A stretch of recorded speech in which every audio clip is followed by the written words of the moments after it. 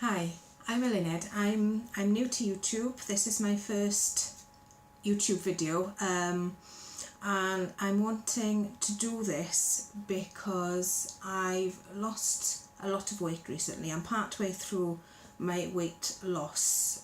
The amount of weight I don't want to say weight loss journey, it's horrible, but my weight loss project. I'm partway through my weight loss project, and I found that I've relied a lot on other YouTubers' experiences. Whenever I've had a problem or needed inspiration or anything like that, I found the answer through other YouTubers sharing their experiences.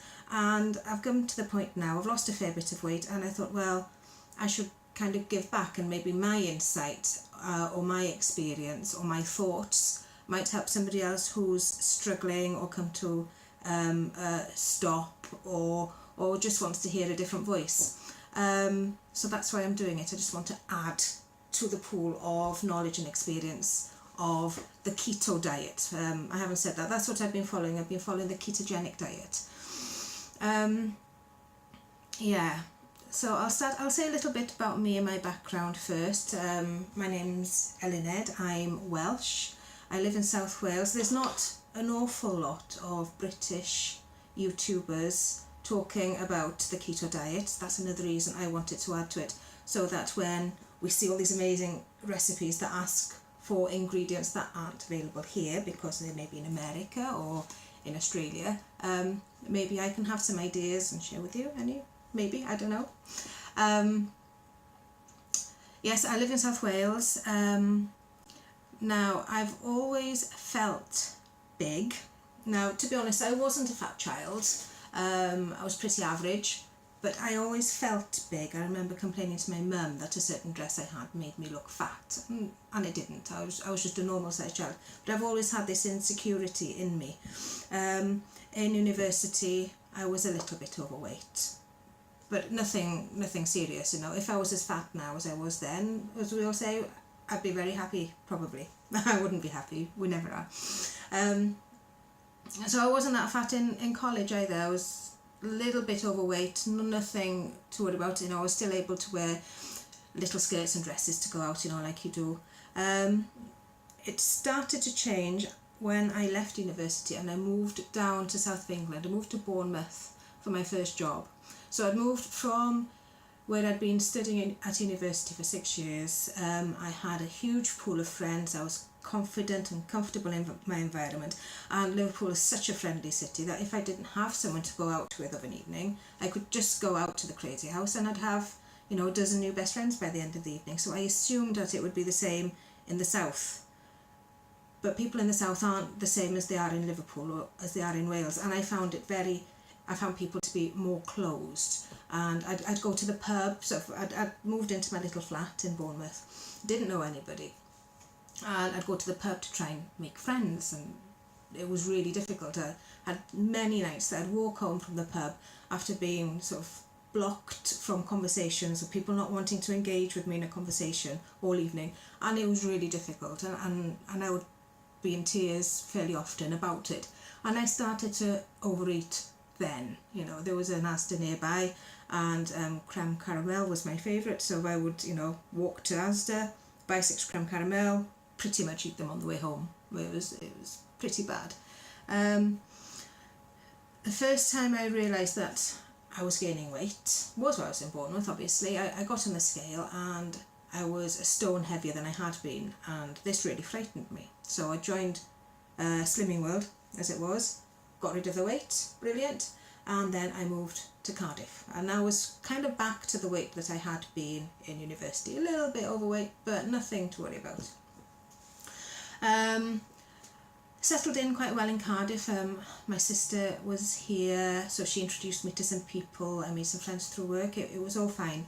But after a while, it was at the end of a 2-year relationship, I suddenly sort of found the friends that we'd shared during that relationship had disappeared, and suddenly I found myself lonely again. And I was overeating again, and I was drinking alcohol pops, like crazy amounts of alcohol pops. and I gained a lot of weight again. I mean, a lot of weight. So this time I lost it through Slimming World, no, Weight Watchers that time. So I lost it through Weight Watchers, and it was all fine. And then I went away with my friend. We went to LA for a holiday, and it was brilliant, and I was as slim as anything, and I was loving buying all the clothes, and the shoes were cheap over there, so I was buying boots and jeans and stuff, more stuff, and it was fantastic, and I looked great, I thought, in everything. So it was all good. I even had, crossing the road in LA, this man said to me, you know, kind of like, Joey-ish, or how you doing? And that doesn't happen here. It does not happen here. And the two of us went all giggly and girly, because it's not something that happens in the UK, and it's, you know, we see it on American telly and on films, but it's fiction as far as we're concerned. But it happened, and I was thrilled. Came back, met the man that was to become my husband, and everything was lovely. Put a little bit of weight on, but it was fine, right up until the point that I became pregnant. And during pregnancy I suffered with oedema, so I held a lot of water weight, but also I gained a lot of weight. By the end of the pregnancy I weighed over 15 stone, and I'm only 5'2", so it was a crazy amount of weight. And I felt terrible, I looked terrible, and I had a small person to try and look after, and I wanted to be the best role model I could for her, but I couldn't be while I was like that. So I went back to Slimming World. Lost a lot of weight doing Slimming World, and Buggy Fit. I'd go to Buggy Fit. I got really into the exercise. I went to Buggy Fit 3 times a week at one point, which is quite an expensive thing to do, but I did. I went 3 times a week to Buggy Fit, and I was running, and I was at the front of the class, and I was doing all this stuff. And I did the moonwalk with my sister, so that's a walking marathon in London that you do in just your bra to raise money and awareness for breast cancer.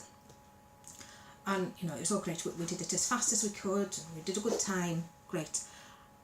And then we got married, my husband and I, and almost immediately I became pregnant the second time.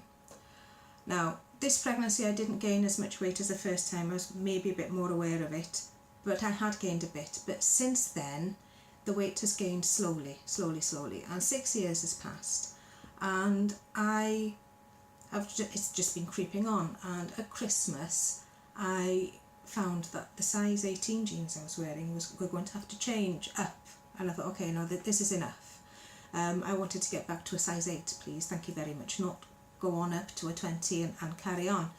And that's my jeans. I mean, my top was bigger, because I've always carried the weight around my belly, so where, you know, my thighs, my bum might have been a size 20, I dread to think what my waist measurement would have been in terms of clothing sizes. Let's just not dwell on that. So I knew I needed to do something. I knew I needed to change. I knew I needed to address this once and for all. I would like to say, you know, I know we say it every time, don't we? This is the time, but I really want this to be the time. So in January I tried to lose a bit of weight, failed, but in February I thought no, and I started again. Now, about a year or two ago I heard the